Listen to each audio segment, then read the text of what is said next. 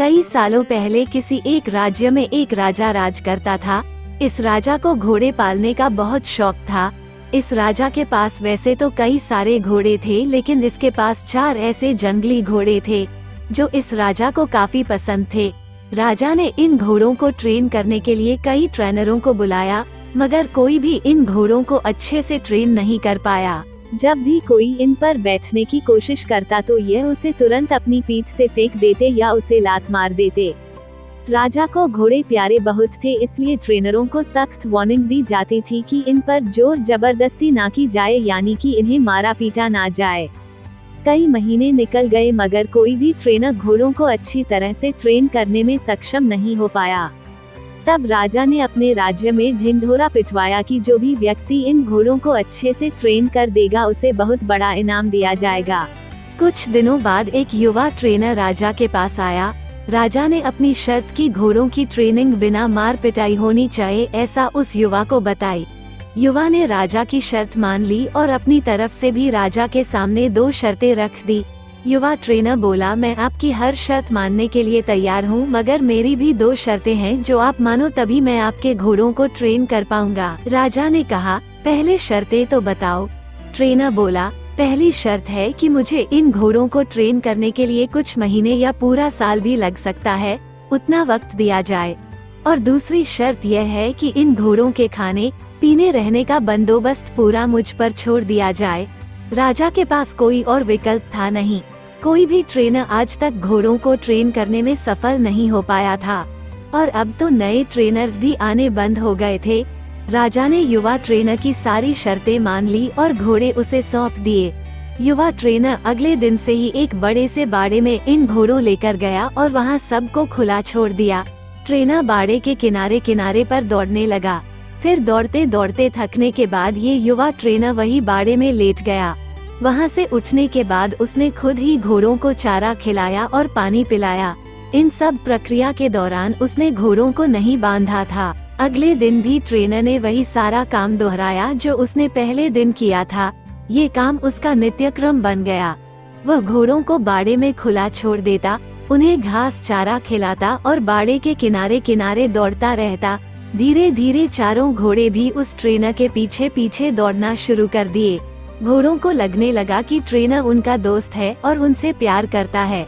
सारे घोड़े ट्रेनर के साथ बहुत ही सहज महसूस करने लगे। कुछ महीने बीतने के बाद एक दिन राजा अपने घोड़ों की खबर लेने के लिए और ये देखने के लिए कि ट्रेनिंग कैसी चल रही है बाड़े में आया।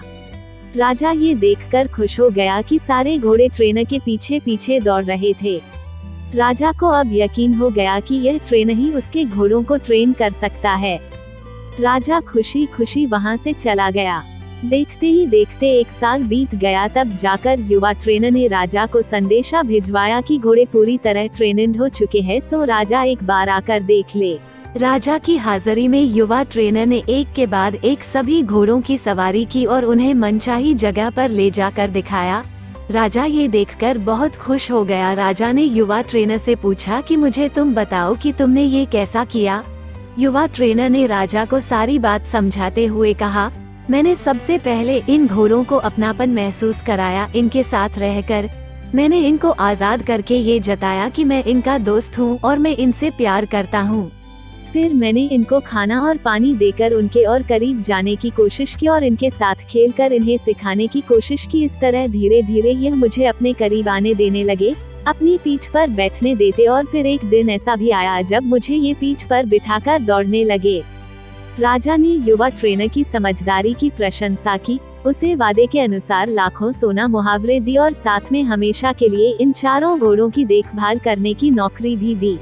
दोस्तों, कहानी तो बहुत ही मजेदार और रोचक है ही, मगर इसका जो सारांश है बहुत ही गहरा है। अगर मनुष्य के जीवन के साथ इन 4 घोड़ों की तुलना की जाए तो यह 4 घोड़े होंगे चिंता, गुस्सा, घमंड और लालच। और मनुष्य की बुद्धि को हम युवा ट्रेनर की तरह देख सकते हैं। जिस तरह से युवा ट्रेन में समय लेकर और समझदारी से धीरे धीरे चारों बदमाश घोड़ों पर काबू पाया, उसी तरह कोई भी मनुष्य अपने जीवन के सबसे बदमाश घोड़े यानी कि चिंता, क्रोध, घमंड और लालच पर काबू पा सकता है।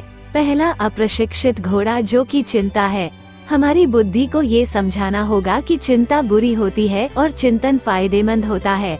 चिंता किसी भी समस्या का हल नहीं होता। हाँ, चिंतन से हमें नए रास्ते जरूर दिखाई देते हैं। दूसरा उद्वद घोड़ा है क्रोध। दोस्तों, कभी कभी जीवन में क्रोध करना आवश्यक होता है। कभी कभी ऐसी परिस्थितियां आती है जब आपका हक कोई मार रहा हो या बेवजह आप पर जुल्म कर रहा हो, तब क्रोध करना कोई बुरी बात नहीं है। मगर क्रोध कब करना है, कैसे करना है, कितना करना है, किस पर करना है, इन सब की लगाम अपने हाथों में रखना बहुत जरूरी है। तीसरा उद्वद घोड़ा है लालच। लालच ज्ञान पाने की हो तो अच्छी है, लालच अज्ञानता की हो तो बुरी है। लालच धन मेहनत से प्राप्त करने की हो तो अच्छी, लालच बिना मेहनत के गलत तरीके से धन प्राप्त करने की हो तो बुरी। चौथा और आखिरी उद्वद घोड़ा है घमंड। मैं ये काम कर सकता हूँ, इसे गर्व कहेंगे, और सिर्फ मैं ही इस काम को कर सकता हूँ, ये घमंड होता है। बस यही सारे फर्क बुद्धि रूपी ट्रेनर से इन उद्वद घोड़ों को समझाना होगा। फिर आपके ये चारों बदमाश घोड़े भी देखिए कैसे कंट्रोल में आते हैं। दोस्तों, कहानी पसंद आई तो चैनल को लाइक करो, शेयर करो, सब्सक्राइब करो। थैंक यू, सलाम, नमस्ते, सबा खैर, गुड बाय।